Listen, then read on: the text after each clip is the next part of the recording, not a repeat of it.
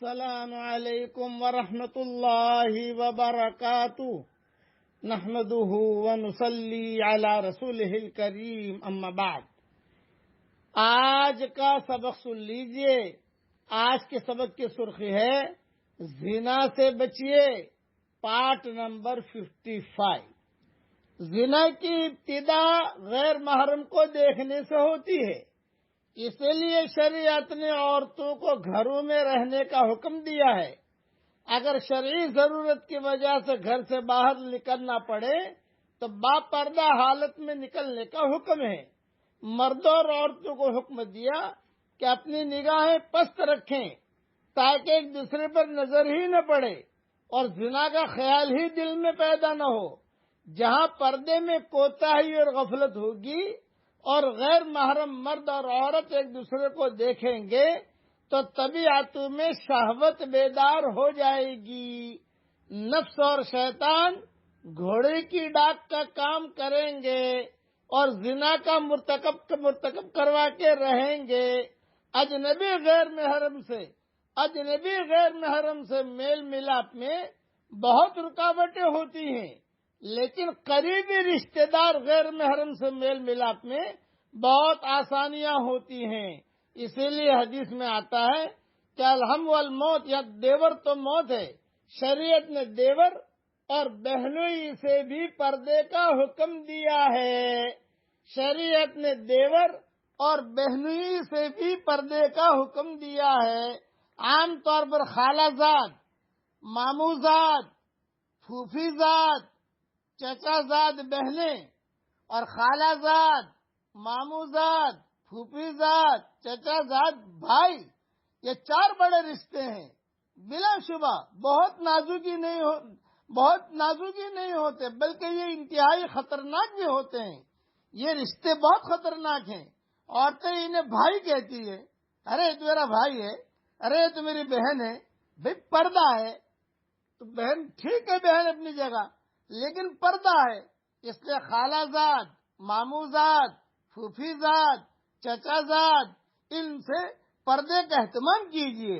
بھائی بھائی کہہ کر قریب نہ جائیے، اسی لیے کہتی ہیں کہ یہ بڑے خطرناک رشتے ہیں۔ عورتیں انہیں بھائی کہتی ہیں، حالانکہ در حقیقت وہ قصائی ہوتے ہیں۔ ہاں، آنکھوں میں کس کے میل ہے، دل میں کیا میل ہے کیا پتا۔ عام لوگ کہتے ہیں کہ سالی آدھی گھر والی ہوتی ہے، بس سالی سے بھی پردہ ہے، یہ ذہن میں رکھنا۔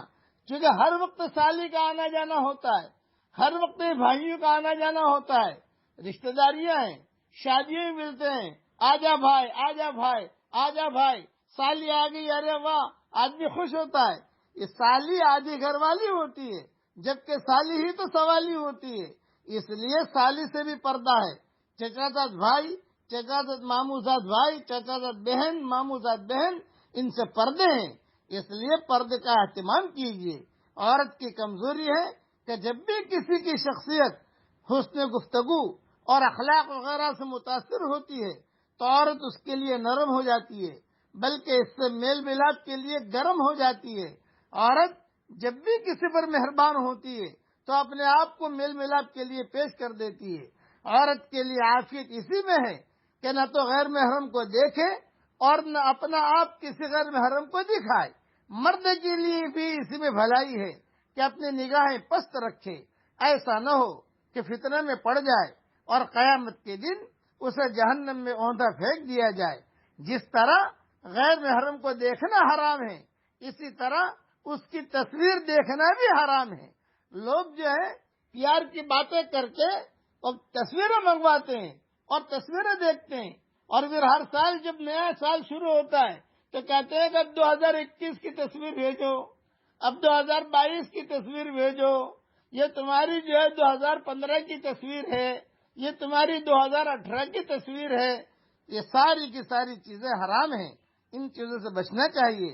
لیٹسٹ تصویریں منگواتے ہیں، یہ بتاؤں میں آپ کو، اخباروں کے فلمی صفحے یا سڑکوں کے کنارے لگے ہوئے اشتہارات کی طرف بھی نہیں دیکھنا چاہیے۔ اس لیے پتنگ کی رسی ڈھیلی چھوڑیں گے تو کہیں نہ کہیں اٹک جائے گی وہ۔ اللہ تعالیٰ ہم سب کی حفاظت فرمائے۔ پر جو شخص زنا سے بچنا چاہتا ہے اسے چاہیے کہ حتی ایک امکان غیر محرم کو دیکھنے سے بچے۔ جب کام کی ابتدا ہی نہیں ہوگی تو انشاءاللہ پھر انتہا بھی نہیں ہوگی۔ اللہ تعالیٰ زنا سے ہم سب کی پوری حفاظت فرمائے، آمین۔ وآخر دعوانا ان الحمدللہ۔